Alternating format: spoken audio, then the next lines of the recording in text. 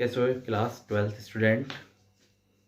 जैसे कि chapter 9 differential equation में आपका mainly 9.1 simple degree and order MCQ में 100% आएगा।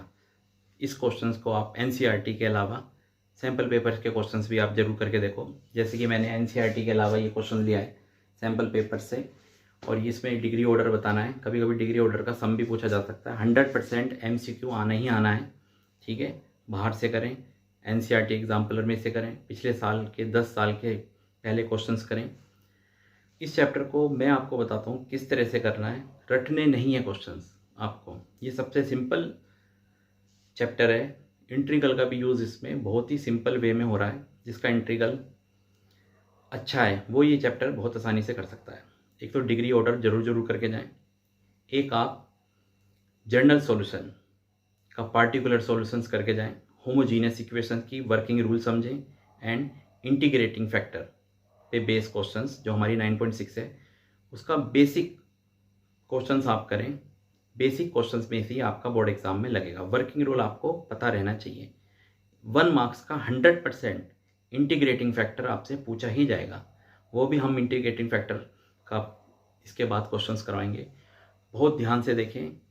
और एक ट्रिक्स बताता हूँ मैं मोटिवेट होने की, कि आप हमेशा एक लाइन पेज पे जरूर लिखें। वो क्या है कि कल का रिकॉर्ड आज तोड़ दूंगा।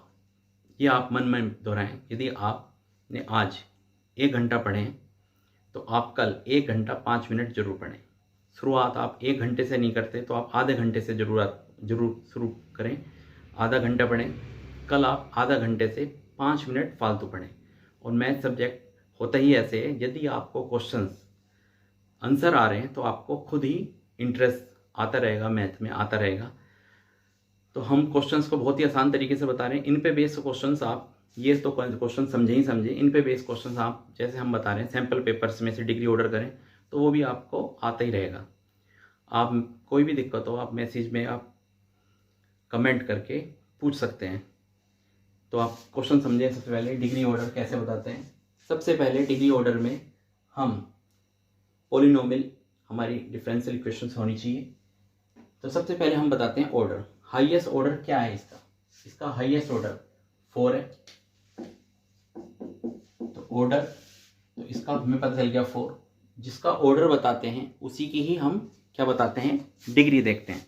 अब ये नहीं कि इसका डिग्री ऑर्डर इसका 4 है तो हम डिग्री इसकी 1 मान लेंगे। हमें इक्वेशंस भी पॉलिनोमियल होनी चाहिए। तो पर यहाँ पे पॉलिनोमियल इक्वेशन नहीं है तो हम इसकी डिग्री क्या है, नॉट डिफाइन। इसकी डिग्री क्या है, नॉट डिफाइन।